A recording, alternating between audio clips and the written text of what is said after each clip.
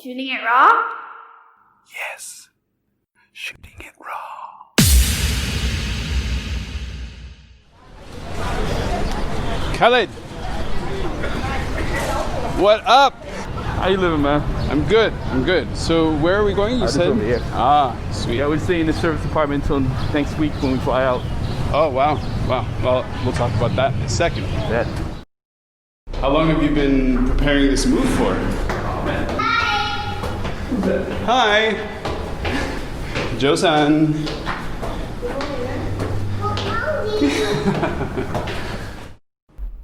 Okay, so on this episode of Shooting It Raw, we've got Khalid, Saleem. I've known Khalid off and on for a couple of years, living here in Sai Kung. Yeah. Really good. 7 years, I guess. What? 7 years. Of course. I know you said I moved to Sai Kung, so 7 years here. The school's been here 7 years, yeah. Shit. Yeah, man. Okay. Our kids are about the same age, I think. Yeah. Welcome to Shooting It Raw.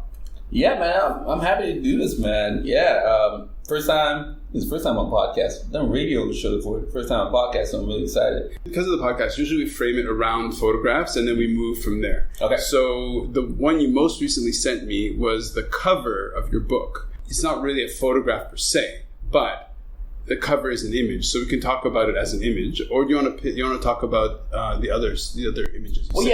This one pairs into one of the images I sent with a medical me being on there. So we can probably pair them two together and talk about it. I mean, if we go to that one image, right there, it's an image of me at my first unit in Alabama. Man, what a puppy! Yeah, man. Okay, so just so I can describe it for people, it's an image of a card. Okay, it looks like an ID card. It says Aero Medical Center at the top, enlisted. It's got a badge that says concerned care. Okay, I thought it was Latin, but it's not. Concerned care. And there's a photo of you looking not like you. Oh, man. Man, what happened? 100 pounds lighter, man, right there. This fresh out of basic training, first duty station. Oh. I might be 17 when I took that photo in November 1998. And first time ever going to the South. Wow. Okay. That was experience. Wow. Okay. So first of all, it says name, has your name, PVT, med, supply, spec, logistics, sections, whatever. So let's dive into this one. Okay, so you say first time and down to the South. So why were you why? So right at from the Virgin Islands, I signed up for the military, and I was lucky because they had me slated anywhere I was gonna go. I knew some people when you get to base training, you find out afterwards you know base training you're training where it's gonna be, but after you find your duty station. Okay. I knew where I was going the whole time, so I went to Missouri for my basic. I went to Texas for my advanced training, but I was training. I wasn't living there. Right. So this was the first time actually going to Alabama. Mm-hmm. And all I know from Alabama is like all those, the civil rights movies when I was growing up. So I'm terrified. Right. And I get there from the airport and they didn't send someone to pick me up. I was coming so late. My unit was like, out of the hadn't know I was coming in. Mm-hmm. They sent anybody to pick me up, so I take a taxi, and I'm terrified of it late at night with this guy who looked like straight out of the X-Files. Holy! Oh man, I was like, huh? All I know is these clan shows. All right, cool. This was how many years ago? This is 1998, right there. So 22. I guess what? Do the math on that one? Yeah, 22 years. Yeah. Okay. So not that long ago, really? No. I mean, it doesn't seem like that long ago. But at the time, that's all I knew of the South. So when he takes me, he's like deep Southern accent, like I know a shortcut. I'm like, oh, this is where I die right here. And I'm driving with my hand cocked on the window, like, oh, I'm gonna have to punch my way out of here, right? Wow, no. This dude would have taken me easy, but I'm like, no, I gotta find my way out of it. So the whole time I'm still in there, like side-eyeing him. Would say, like I said, I'm gonna sit in the front seat. I'm not sitting in the back, so I'm sitting in the front seat. Okay. He takes me through, and it's a long way from the airport to where I was going. Yeah. But he knew it was a military. Yeah. Okay, so I mean, he's not okay. But he's taking me to the backwoods. I'll get to that. Like the military didn't even matter at that point. So he takes me to the backwoods, and I'm so tired. I said, you know what? what's going to happen is going to happen. So I fall asleep. Classic. I could have been lit by that point. By the time I woke up, I fall asleep. I wake up like, hey, you're here. Nicest dude in the world, right? I was like, all right. Took my bags out, signed in. But Alabama was interesting. It was interesting living in the South, coming from the Caribbean. Okay, so you come from the Caribbean. We're having this conversation in Hong Kong. Yeah. We're surrounded in this, like, you know, at the moment, surface apartment. You're telling me this story, and this is in the backdrop of the past month or 2 weeks or 3 weeks, you know, with what's going on in the U.S. around, you know, questions of race and identity. And then, so I'm assuming this is big in your mind, right? Like in terms of the presence. I mean, this is what we're starting the conversation. Yeah.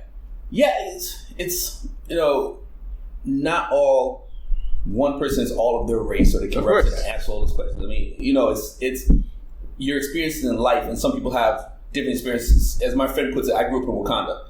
We had our own issues, right, but it wasn't the same as what my wife went through growing up. Like she went through growing up in Pennsylvania, where they're calling her what's the name, and went to her face. Like, so she grew up totally different from me, where you had more what is that, like, covert racism, like you, and it could have gone over my head just as a kid. But I grew up just loved everybody. Hey, until I went to the States, that was the first time I really knew about boxes. Like you could hear about it. Like my mom, they're both from the States. Her family's from St. Croix, so that's where I grew up. And that's where I know West Indian. But she grew up in the States, and she would like, both her and my dad was civil rights activists, and they knew, and they would tell me stories. And I knew, like at age 8, my mom took us to Sankofa, see Sankofa. Right. Like, that's not an age 8 film. Like, Roots was shows, but all you know is from secondhand knowledge. You knew the history. Right. So moving to the States though was the first time I got put in a box, and it was like, huh.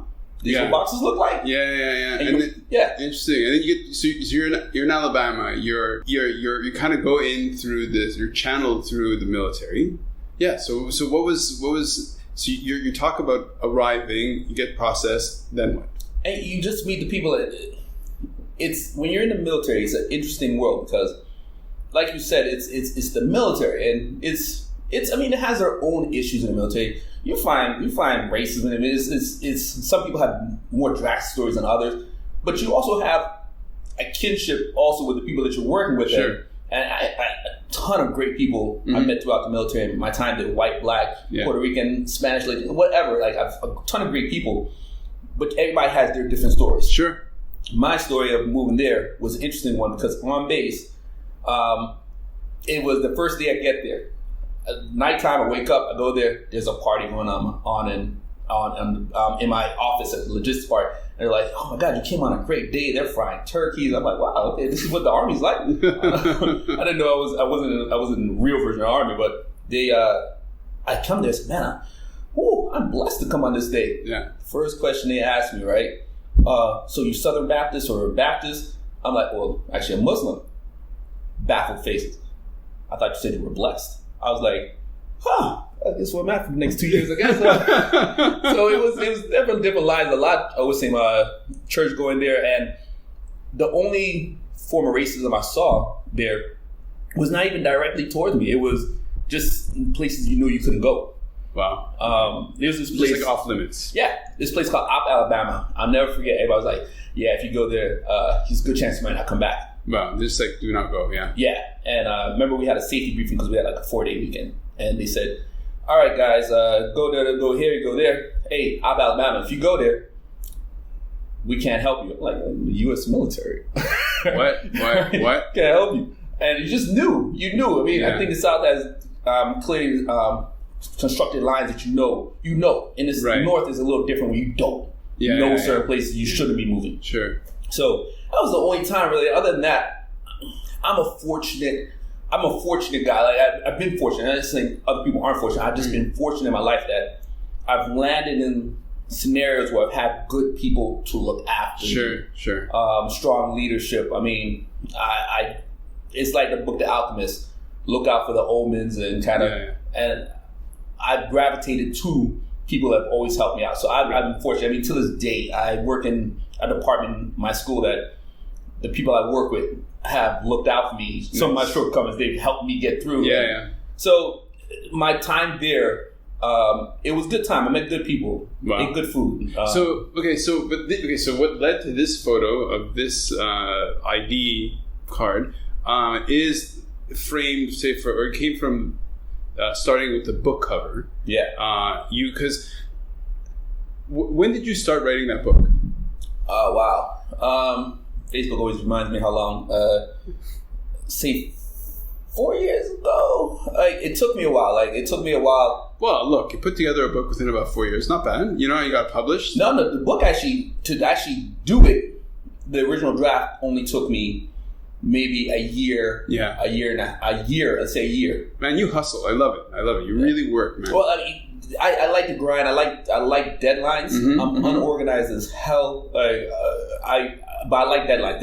I've known you for peripherally. It's not like we share sleeping bags. But, I see you because of our kids. I just kind of see you on the street. Talk. We meet. We're friendly. But I've always known you to work hard and hustle. And you wrote a book in a year, and it got published. That might have been the happiest. Despite my kids and my wife, the happiest moments of my life. Hope you hear that, baby. But the writing the book was validation towards. It's like anything with art. If you say you do this, if you're a rapper, you're a writer. In your head, you're always doubting. Yeah. And when a publisher actually said, "Oh, yo, we think it's dope too. We'll make it," that was validation for me. Grinding. Like I have tons of scripts I've written, or I think I've written that have never been published in it, but it's something I put a deadline on because I want to finish it. Right. And when something's actually said, we like that. For me, that has fueled me for until the self-doubt creeps in again. But it fueled me. No, it's great. Like so the title of the book, Growing Up Green. Why? Because I grew up in the military, and the reason I have this picture of me in my first duty station is I grew up. I went from a young kid to a man who got married to a man who was, I didn't have kids at the time, but who's ready to have kids. And you're still growing. I think greatest knowledge is knowing you know nothing. And the fact that you can move through humbly, you grow and learning to this. I've made so many mistakes in life, but I've been fortunate that they haven't derailed me, and I've kept on growing and say, I'm going to learn from that. Yeah. And so this picture marks where so many great things happened being at this duty station in Alabama, Fort Rucker, Alabama, being the youngest person there. Wow. They called me Junior. Okay. Like, I remember I lost my virginity, right? Let's go right into it. Yeah, man. I'll talk about what was his name? Jonathan. No. What's his name? I lost my virginity. Is a great girl, but when we walked out of my room, I had, my homeboy was there sitting there, and he called me Junior. Whoa, Junior just lost his virginity. And it was funny. We're both walking. I'm like, she's right. She's right there. Yeah. And it was just one of those moments where that's what it was. My life was like. I was the youngest dude there for the longest time, the youngest person, period. In my unit, and just everybody seeing me grow up, and you go through the growing pains and big brothers and big sisters and uncles, and just all kind of feeding into who you're going to be. And so growing up green is just marking that you grow, you make mistakes, you find out about love. I was 17, so I was a kid who grew up sheltered. I saw things, but still in regard to people I met growing up, they seen so much more. And I was naive, and I went there. I didn't know I was a minority till I remember someone in basic training said, "Well, you being a minority, like, what do you speak of?" I come from an island where everyone is black. And it was I just learned a lot, and that was the picture. Just marks just the growth, the maturity, and if you can look back and reflect and talk about things like losing your virginity, I try to live my truth. Like, look, this happened. Sure, it didn't happen, and can't be ashamed. We all lost our virginity at some point. Like, sure. You just talk about it, you laugh. Some people have a welcoming committee when they leave the room. Some people don't. I didn't. That's okay. My man, Junior. Junior. Okay, so let's look at that cover for a second. So it says how to survive Army basic training and live to write about it. So there's a photo of a bunch of guys, I guess, on bleachers standing. It's obviously they're in military. The whole cover of the book is in camouflage. Is this your first book? It was my first book, and I didn't intend to be so long in between my next book, but life is where you're an you have author. to balance that. You feel good about it, but I'm itching to write another one. Just takes time. For sure. And screenwriting, I enjoy that too. So you have to choose which one. And I want to write a second coming book after basic training, what happens and how I grew. And it was always intended to be a 3-part series. So okay. So this one's really much saturated in those early years of it being in the military. Yeah, basic training, probably purest time when you're in the military. You look back, and it's tough when you're going through it, but you look back and you're like, wow, that was the purest time. The politics weren't the same once you get out, and people go different paths in the military. Like I know people, you base train, it was it, and then life, you go through and same things that happen in the real world. You just happen to have a job in the military, right? But life still happens, right? And so, I like people that I went in with are now sergeant majors, first sergeants, right? And they're in charge. But in my head, you think about them in that one capsule in time. Sure. Sorry about that. You look at them in this one area in time where who they were, right? And so for me, I look back and some of these people are friends for life, and we're not close friends, but for sure we talk. No, I get it. We hit on Facebook. Yeah. I had a couple of reunions when the book was coming out, where I sent advanced copies to people I knew, and people I was in the room with that were my big buddies. They were like, "Yeah," and I met up with them in the States and talked to some of them, and we talked through problems. Like one guy who was our leader in our room. I remember talking to him. I remember we had a scuffle in basic training, and I remember talking through what I was thinking at the time, and he was telling me like how he felt about me. It was really good. I mean, we were friends. It was one of those moments, though, you are in with somebody for so many weeks, and you just had a scuffle with like people holding me back, people holding him back. Right. I'm so happy that they held me back because he would have wore me out. He was about to whoop my ass. I told him that. I said, "Man, I'm so happy they held me back. Right. About to beat me down." Wow. Okay. It's really interesting. Especially, okay, so you're in Alabama, and then after that, Alabama, where did you go? So I went from Alabama to Germany. Oh, okay, there you go. It was a classic case of the young dude who felt he had outgrown his environment and he wanted to move. And I'm like, I need to get out of here. I'm going to go. And I went to Germany. I went to the real army. Now, okay, so I have to say this because it's pretty like twisting your head. So with all the protests going on in the U.S. around race and identity and the serious issues of violence and all that, there was a talk show in Germany where they had the talk show, because there have been protests in Germany as well, in terms of the sort of race relations in Germany. And then this talk show, the sort of interviewer is asking these questions that are pretty intense. It's like you're in Germany and having a discussion about race. That's pretty nuts. Yeah. So now you just say that you're stationed in Germany. As an American being displaced there, I imagine you were in a bubble. Yeah. I mean, as my friend says it, he says, when you got the uniform on, are you like Superman? You take it off, you are whatever marginalized people you are. Right. You take it off, but I don't have the uniform on. I don't have that type of protection. Right. In Germany, I was in the uniform, so people loved Americans. I went to the clubs. It was great. Like in uniform. No, but like you being part of it, you okay. they knew. You weren't part of the base. Yeah. But it was, it was great. You went to clubs, they know how to party in Europe. Like, yeah, for sure. It ruined me from like coming back to the States. The second book that comes out is you coming out of a room and somebody going, "Junior!" Yes. Oh man, my transformation into a hoe, right? That's what nice. But it was definitely a great time. I was young. How long in Germany? 2 years. Okay. In between there was a deployment in Kosovo, but it was great. It was, again, learning experiences. Sure. You're by yourself. Just life, really. Yeah.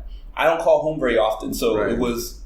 I remember my mom had to call she called the Salvation Army. I think it was Red Cross. She called the Red Cross to find out where I was. Oh, and wow. I just don't call home. She's like, he doesn't call home in months. Is he alive? Yeah, you see alive. My commander's like, call your mama. What a Call bad son. Oh yeah, I'm a father now. Yeah. I wouldn't tolerate that. No, of course. But no, it was good, man. Germany, I had nothing bad to say about Germany, but that's just my experience. Sure. I had a really good experience, and some people have had terrible experiences. But my experience is, like I said, fortunate to have really good experiences. So when you talk about Germany, for me, it was a lot of clubs, army life, and just hang, going to festivals. Right. Okay, so you want to pick which photo do you want to pick? That photo, my youngest.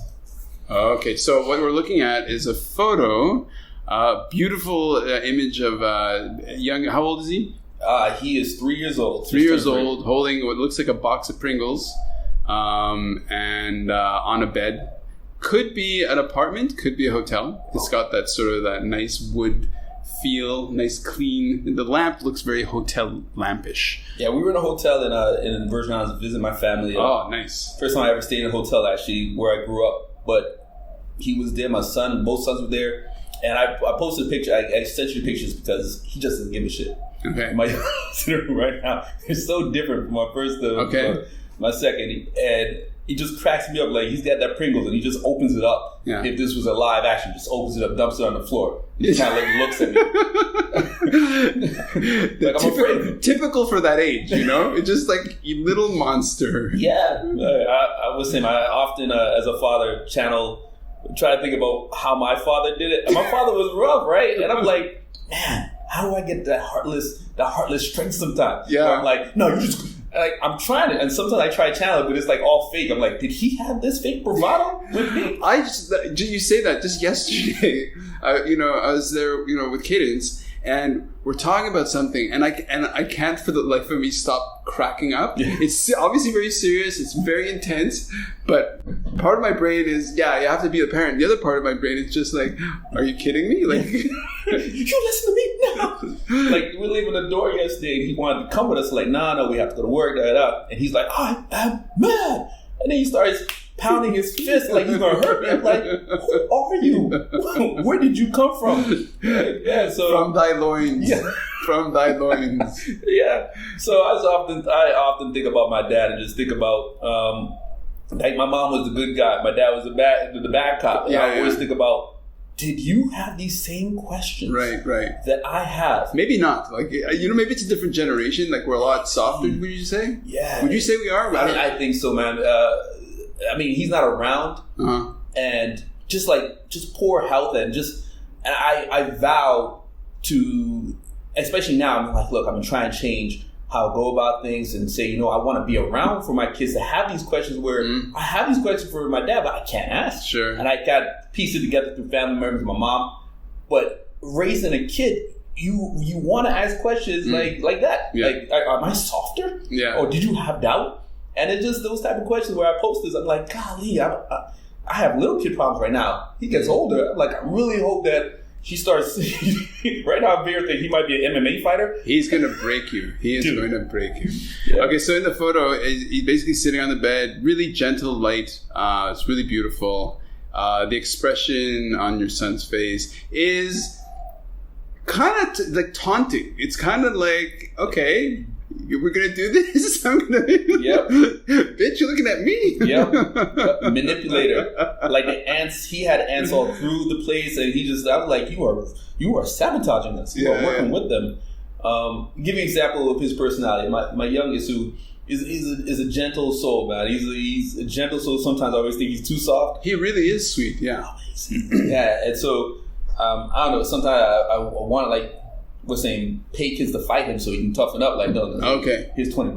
Let's go. Yeah. So they fight sometimes. And man, you're cheap. $20 in Hong Kong does not go very far. Yeah, that's true, man. I gotta up my ante. But yeah, no, he was him. A couple months ago, he puts him into a Kimura, right? Yeah.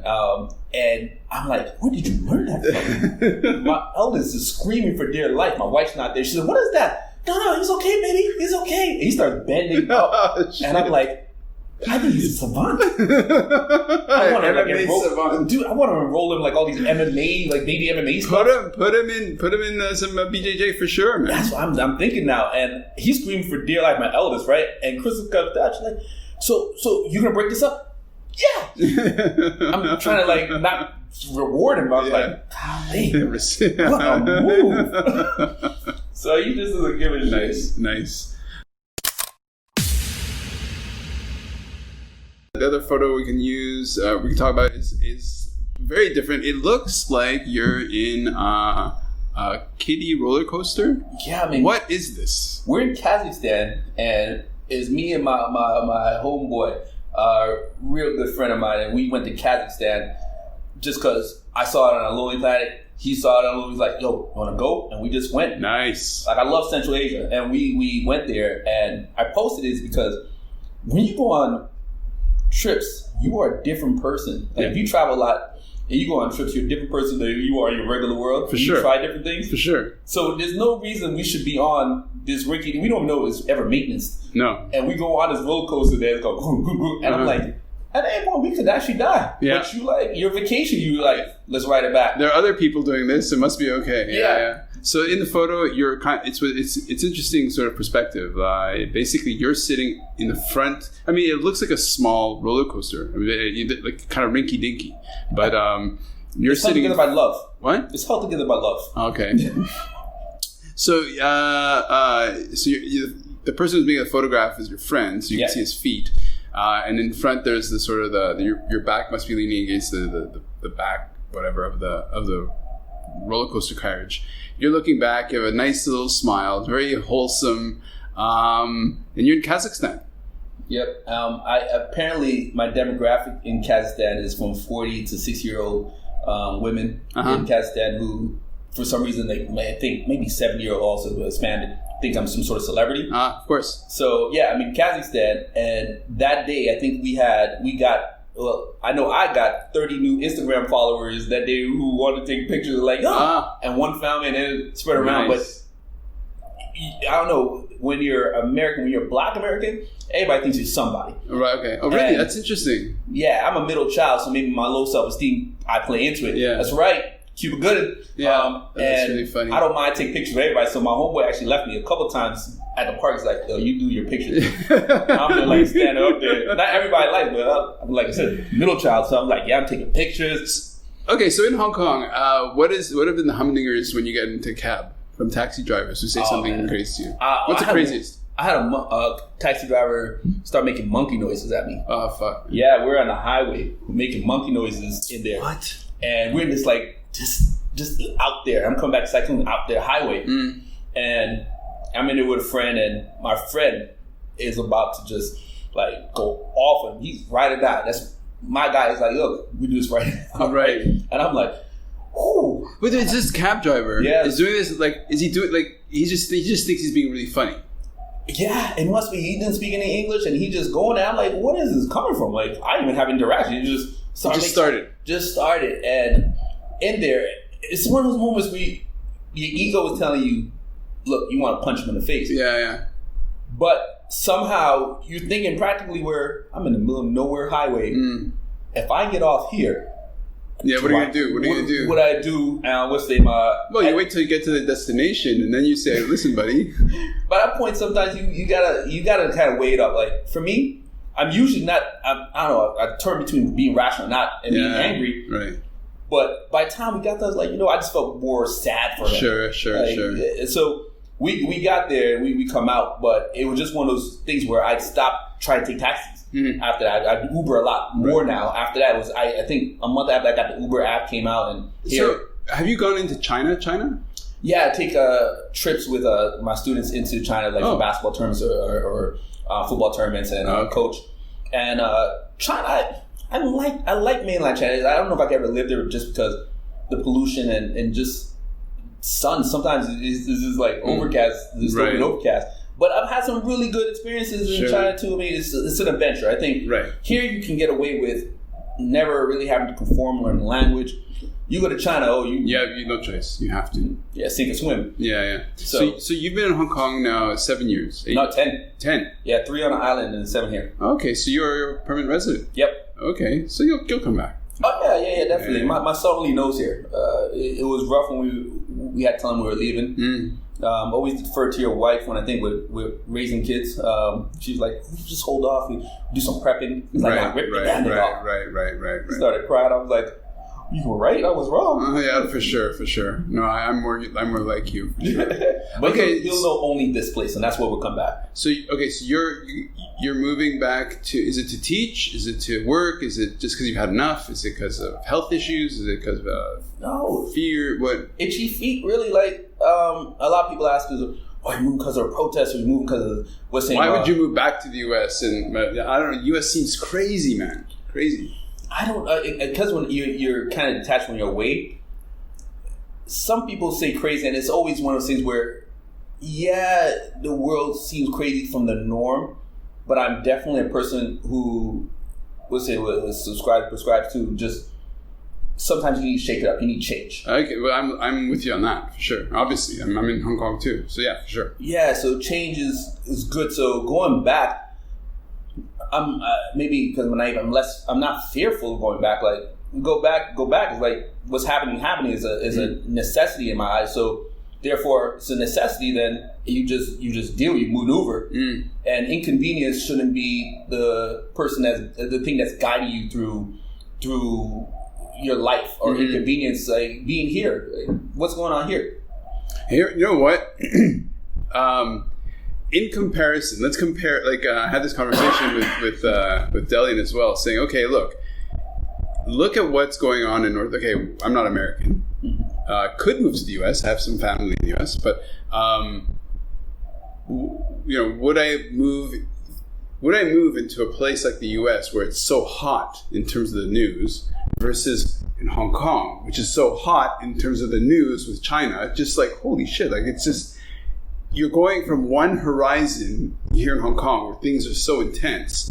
Potentially, if anything, you'll go back there and go, "Oh, it's kind of nice to be in a more familiar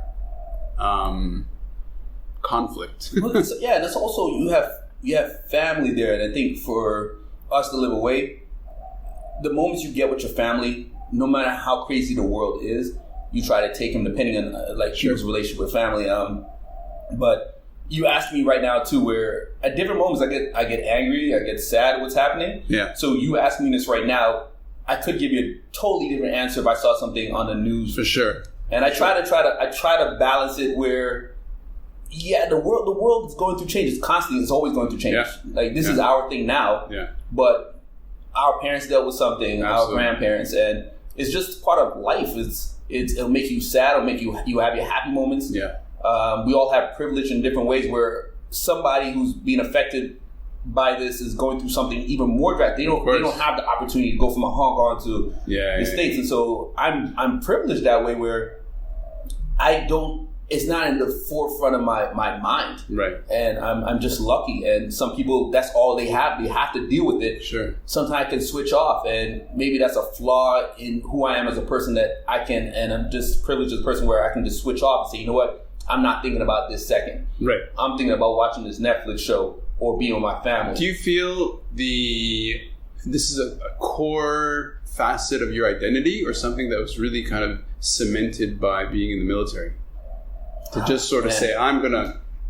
I think you grow how you grow, and the environments you go into really do shape. I think you have a core of who you are, and that core. And some of the behaviors can be shaped, habit can be shaped. Right. And some of my thinking patterns are habit. And I like I said, through the military, I have certain things. It didn't help me with organization. It helped me with deadlines. I want to get things done. Being away from family, not really always being affected by that. Yeah, I moved out when I was 17. I'm almost been that third culture kid where I've been away. I've lived away longer than I actually lived. Sure, I got it. In St. Croix. And you just think worldly too. Like my living abroad, I start thinking in different ways where I think when you're in a situation, no matter what country you're in, the problem's there. You can be affected. You can't look globally. No. You're looking at your... It's immediate. Yeah, you're looking through a tunnel of where you're at. Yeah. I've been fortunate and privileged that I can travel around and I've seen different situations. I've seen oppressors that don't look just white. Yeah. I've seen oppressors that look like me. I've seen oppressors that look who oppression takes on something different in other countries. Right. And through women. And I think we all have privilege depending on your country, your situation. And I've just been fortunate or privileged enough to... The oppressors or what oppression I've seen in the U.S.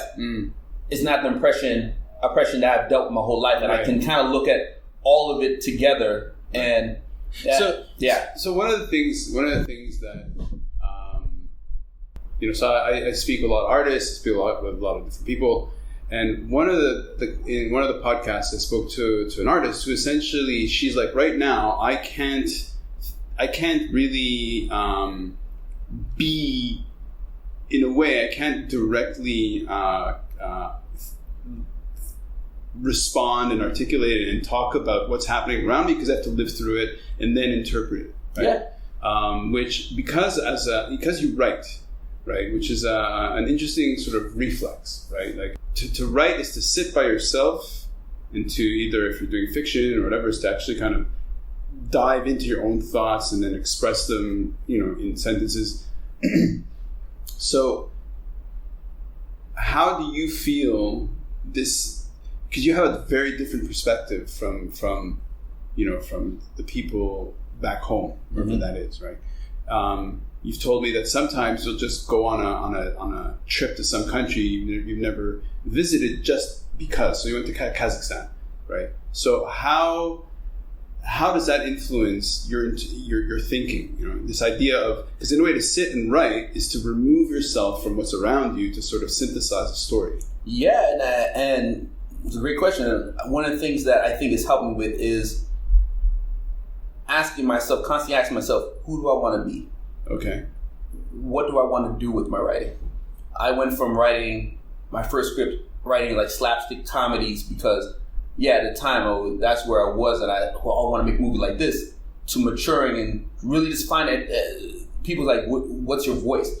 I think I know my voices, but I also think that my voice has changed to what I want my writing to do. Like, I'm working on a couple projects right now that trying to create discussion, to talk about the different things I've seen through travel, how I feel as being a black man, how I feel as being a world traveler who's seen that we all have the same highs and lows. I was in Mongolia, and I remember staying at a house. We were staying with friends, and we all went there. And there was a driver who was a friend of his wife worked with our friend, and he drove us everywhere. He was a local guy, drove us everywhere. I'm like, wow, this is real cool. He drove all day. He didn't really want any money for it. And we said, like, why? She's like, well, he cheated on his wife, and therefore him cheating on his wife, he was in a doghouse, and this was him trying to get out of the doghouse, doing a favor. And I was like, in Mongolia, someone has the same problem that could be in America or could be anywhere else. And it was like, that really just shaped my mind, where you think so much of where you're from, but you don't put yourself in these countries like Iraq or Afghanistan. They have the same problems, same worlds. Yeah. Culturally, it morphs it, but they have the same problems. So I really started thinking that you can write any story. You can find a story anywhere. It's just, we're saying culturally, you have to mold it, but everybody has the same problems, the same highs and lows. We just got to see each other for the human beings that we are. We are, and so just really traveling has shaped that. Like I said, trying to write for the times, and that's where I want to go towards. And what do you want out of life? What do you want out of? How do you make change? I think everybody has a lane, and I think people can blend over lanes. You should protest, but you also need to use your superpower for changing the world. How will you do that? Sure. Okay. So the script. Okay. So months ago, you're describing a script that you. Animation, was it, or was it? No, I did animation years ago. Now, you see, we just don't spend time together. Yeah, but it's cool. Like, I see you, it's like, hey, what's up? It's all love every time I see you. Okay, so you wrote a whole bunch of how many episodes? I wrote 2. Ran into a roadblock as far as breaking into animation is hard. really questioned why do you want to do things, and I enjoyed making the animation. It was a bucket list item. Like I've always wanted to do it, and I did it, and I got feedback from it. It was really cool. I'm trying to still figure out the second episode. How do I put it out? And I learned a lot about getting your own website.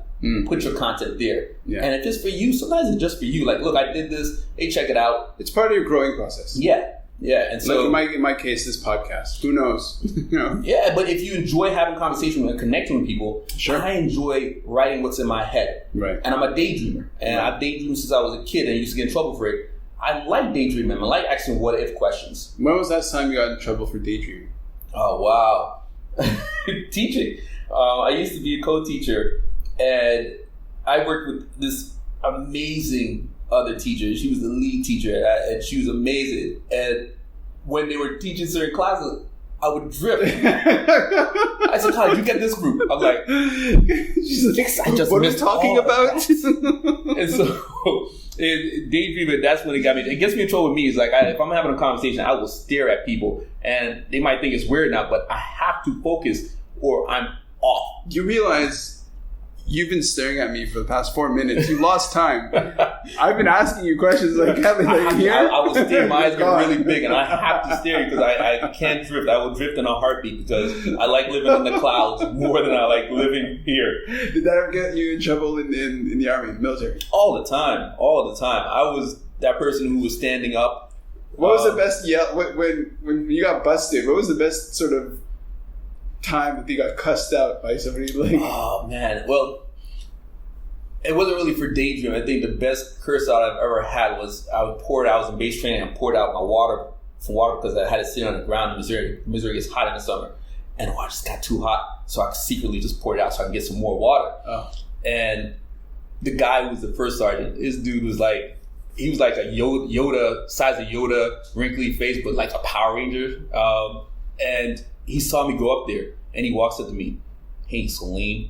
I'm like, "Yes, for Sergeant." "You think you're slick, don't you?" I'm like, "Excuse me?" "Your water." "Yeah, I finished it." "You lying son of a bitch." Right?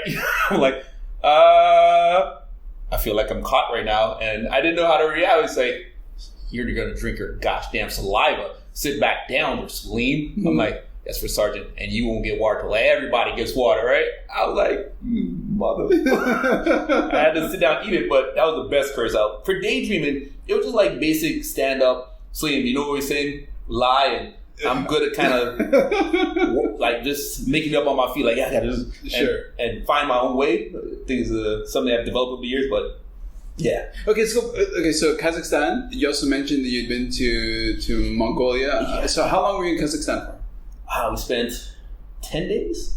10 days there. Okay, what was the most amazing thing that you saw? Oh, wow. I had to say Astana. You thought was like, holy shit, this is just... The city of Astana. Oh, the city. I went there thinking Kazakhstan Borat. Is it Borat? Yeah, I think so. Yeah. Kazakhstan Borat. And I went there, and it was amazing. It was some of the most innovative building designs I've ever seen. I'm not an architect or anything, but I'm seeing buildings. I saw this one building in the shape of one of those sake jugs. Okay. I was like, oh, that's a building. Wow. It was just amazing to see that through travel, I saw something that I could describe it, take pictures of people. They just won't believe how. And you'd never imagine it for yourself. Like you never sit there and go like, I'm just going to imagine this. Yeah. I'm not a planner either. I work with this amazing lady in my job, and she's a planner. And it's funny, like I went to Ethiopia. It's like I didn't have a visa or anything, and she has like the spreadsheets, and I envy her. I'm like, I want to be like you. Okay, wait, you went to Ethiopia? Yeah. Where in Ethiopia? I went to Addis. Okay. And how long were you there? I went to Ethiopia. I was there for 8 days. Okay, nice. 8 days. You know what? The only time in all my travels in my life that I've ever been robbed was in Ethiopia. I was there for 18 hours on the way over. Ended up going to find a place to eat, and eating at some nice restaurant, sort of run by students. It was kind of cool. And then really beautiful staff. Everybody's beautiful. Yeah. Like, wow, okay. And then when it comes to pay, they come up to me and say, "Yeah, it's $200 US." And I'm like, $200 US? What? for the espresso. And they're just like, no, I had like a late lunch. I'm just at $200 US. And then all the staff are super smiley and nice. It's all really young, like, I don't know, 18, 17, nubile, beautiful young women. And then, and I start making a bit of and then the guys kind of pile out of the kitchen, and it's guys, and they're all just like, oh, this is what? Is this it? This is it?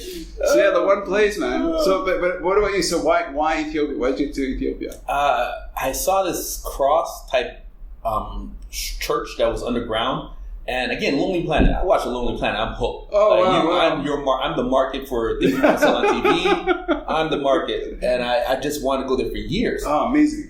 And I had friends. I taught with in Nigeria. A great Bulgarian couple. Real good friends with the daughter and them, and they were just such a great family. I want to just rewind a little bit. You were teaching in Nigeria. Yeah, taught there 3 years. 3 years, okay. Yeah. Now, so zip forward. And so I knew they were there, and I've always like, man, I want to see this Lonely Planet place, church, and I went there for that, and again, having no plan, I envy my coworker who makes plans, and I had no plan, and they helped me develop a plan. Like, look, you want to go here, you want to go there. But it was a great experience. Like, I just loved it. I've always wanted to go there and see for myself. And I went. Like in my life, Delian is a planner. She will plan that all the way. I'm more like, hey, I just show up. I bring the ambiance. I bring hey, let's just sort it out. You know? Yeah. In the end, with all of our travels, I think it's been half and half success rate. Sometimes, falling in my face. Sometimes no.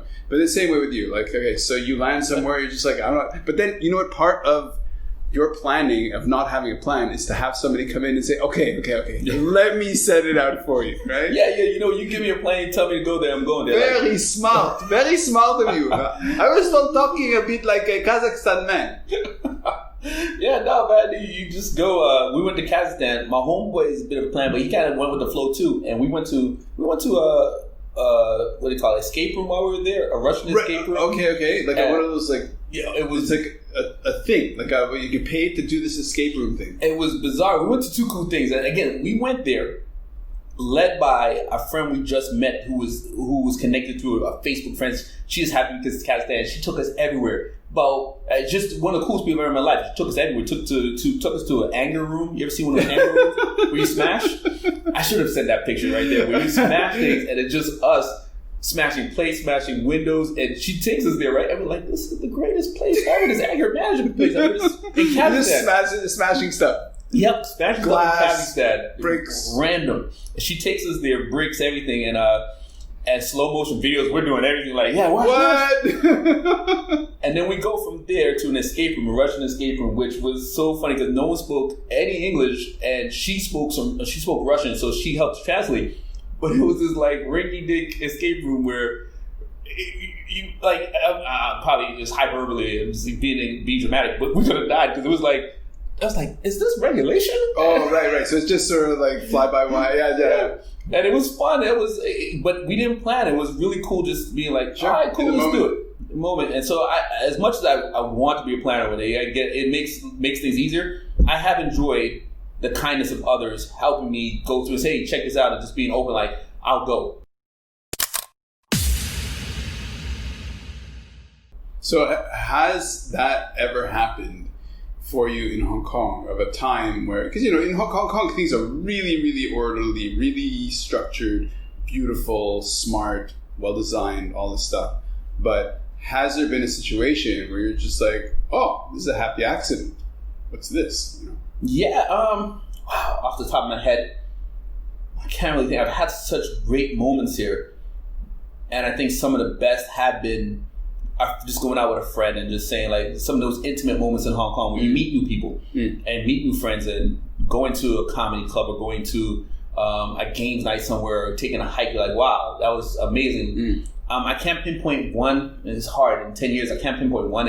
I've lived life. Sure. And it's home. Yeah, you've fallen into it. Sure. And you just gotta be open to it, man. I think one of the best nights I've ever had was probably going to Macau. Okay. I taught screenwriting here, and I met this woman, and her boyfriend lived in Macau, and so I had some friends visit and said, let's go to Macau. We went there, and we had one of the best. I don't know what to expect. I never met her boyfriend at the time. He's a professional football player. And like I meet him, I'm like, I don't know who he is. He turned out to be so cool. And we went to the club. We hung out. One of the best times I've had. Wow, nice. And it was just spontaneous. And we just went. Amazing. Yeah, so those are the moments you got to cherish. Okay, so let's just say, so somebody who in their mind has that itch, right? So for some people, they satisfy that itch by taking their cell phone or whatever and making pictures that way. Some people, it's having a proper camera, shooting pictures, shooting video. Some people, it's writing, right? For you, would you say writing is more of your thing? Like you're more of a writer? Yeah. That's certainly more my inclination. But somebody who's starting out is facing that wall of having to write a book or wants to write a book. What would you say was the biggest lesson or through experience that you've learned to help you, have to persist? You know what? Just doing it. It's funny to say this. I'm not going to sit here and tell you I'm like the greatest writer, Hemingway or anything. I'm not. Probably pretty average, but what I've always thought was if you start something, you might as well finish it. That you like to do, you might as well finish it and just get it out, get it done. Yeah. Don't be afraid for people to look at it. Be able to take feedback. But just get it done. I think that's the hardest thing where there's so many people that talk about doing something and they don't ever do it. So how do you get over the hump of the last 90%? Just being stubborn. It's hard to explain. Just being stubborn where you wake up, no matter if you have, let's say, writer's block or anything, you just put pen to paper. Just push through, yeah. And it'll come and you just write. Put pen to paper. What does that mean? Put pen to paper. Pen to paper. Yeah. Do people still write with pen? No, just joking. Oh, man. Yeah. Some people doodle in meetings. I like to write in meetings. Or just, and fade away with a glassy eye. Yes. And just be stubborn, man. That's all. I think that'd be my superpower. Okay. The ability to be stubborn and persist on through. No matter if someone told me, I've never had someone tell me that you're a trash writer. Like, some people don't ever want that conflict either. Right. I just never had that.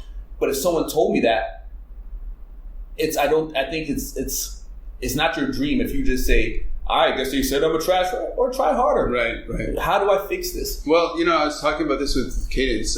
So she's 8 years old. In her school, they asked her to write a story. So they've written, she wrote about 10 pages, and then she had to read it to the class. And so she read it to the class. She was like, I read it to the class, and you know what? Nobody clapped. And I started laughing. And I was just like, well, my degree in university was in creative writing, which is every time you'd come, you sort of share your writing. I'm sharing my writing, my thoughts, and sometimes people don't like it, and sometimes people just are cold and don't care. Yeah. But so I told her that a writer writes. That's writing. It's about writing. That's what it's about. And I think until you, I could be totally wrong. I'm just saying, until you get really popular, I think 90% of the people you share your work with just don't give a darn. Yeah, you just gotta be okay with it. Like when I used to share work with people, I was like, I'm giving you this gift. And now when I give people look, you sure? If they don't get back to you, people, and I've done it too. Like you're like, oh, I'm so sorry. Yeah, it's cool. I send it out. If you got to it, life gets in the way. If you didn't really care to do it, it's cool too. For your book, Growing Up Green, what was the most uplifting compliment or positive response you got from it? It was from an old coworker. I value his opinion. Moved to Australia, and just one of the smartest people I ever met. And he said, "Look," he wrote on Goodreads, "This book is not Hemingway. It's not. If you're looking for that, that's not what it is. But it's one of the most honest." Depiction of someone's life and it being honest, and the pages read well, and I really enjoyed the read because of this. It was not shooting my head up or bigging up my head. It was just an honest reaction, what read like an honest reaction, where I'm like, all right, cool. And I could have, when he said it, I'm like, yeah, definitely. Nice. All right? Nice. I'm not the greatest American writer. What was the shittiest thing that you've heard? It's been mainly positive. Try and think maybe in the early drafts, and I think you needed that. Look, it's not enough description. I gave it to one of my old MFA teachers, and I hired her. I said, can you do coverage on this? And she said, okay, be prepared. I'm going to give you honesty. And it was just like, look, the lead character's not likable. Well, that's me. Listen, this is what the world is trying to tell you. You're not very likable. Fundamentally unlikable. And I thought, but it was cool. She's like, just give me honest feedback that really helped the book get better. And she wrote something on her Facebook page when I was going down. She always has like really good materials to help a writer. And then she wrote a post about me. She wasn't tagged or anything. She said, look, one of the greatest joys I had was an ex-student asking me, and now his book has come out. Nice. And I was like, yeah, that's what's up. I assume she's right about me. Yeah. But that was the best one that you need to hear. All the compliments you get don't make you better. Well, one of the biggest things, from my being a professional writer, really, is to remove your ego. Yeah. But, too many. Well, I think part of the learning process is, it's, I guess, with art too, with making photography as well, is that when somebody doesn't respond to what you put together, you take it personally because your ego gets in the way, and you're like, "Oh shit, I'm a bad person." So you, I guess you. My wife has been conditioning me to shed my ego. Like when she first started reading my work, because she was the only one. And again, I win an award. Yeah, I win a big award. She is going to be 90% of the speech because she's read all my good stuff, right? And all the trashy stuff. For sure. And she's giving me feedback, and I didn't think she loved me when I first met her. Yeah. I was like, she's like, yeah, this is not really good. And she just honest. Cut right to it, yeah. You want to massage my ego a little bit? And it just really, but it was, I married someone who wasn't a yes person, which is great, and just said, hey, look, this is what you need to work on. And I know when it goes through her, that's a good starting point. You still got to give the other people professionals to read it, but it's a good start. Okay, I have something. Yeah. And I think, like you said, ego will weigh you down. Yeah. We all have it. I have ego stuff that I know when I'm ruining something, my ego is what's getting in the way. Right. And separating ego is a hard thing. It's a lifelong journey. Right. How do you improve yourself? What do I need to do? And it's a lifelong journey. But for writing, you have any art, you have to. Like I started songwriting. I did a present to my wife. I wanted to write a song. A coworker of mine, who's so talented of an artist, she helped me create the song. Had a friend sing it. Nice. And it's where my ego now is such a humbling experience because when I write, I like writing songs now, and I give it. And I mean, probably 90% aren't good, but I like doing it. And I love that you're pushing yourself to grow. Yeah, growth is fun. Growth is the life's adventure. Sure. Like adventure to our mind is really exploration. I might never get to space, but if I explore my mind, explore who I am, it's an exploration that keeps on going. Thank you so much for joining me, Randall Fancy, for this episode of Shooting It Raw. I really appreciate it. If you want to learn more about the show in general or today's guest in particular, be sure to check out the episode notes at www.shootingraw.com. That's shooting-it-raw.com. I appreciate everyone who takes some time out of their day to give Shooting It Raw a listen. So get out there, make amazing photos, and be sure to appreciate how amazing the world is. Gratitude and a sense of humor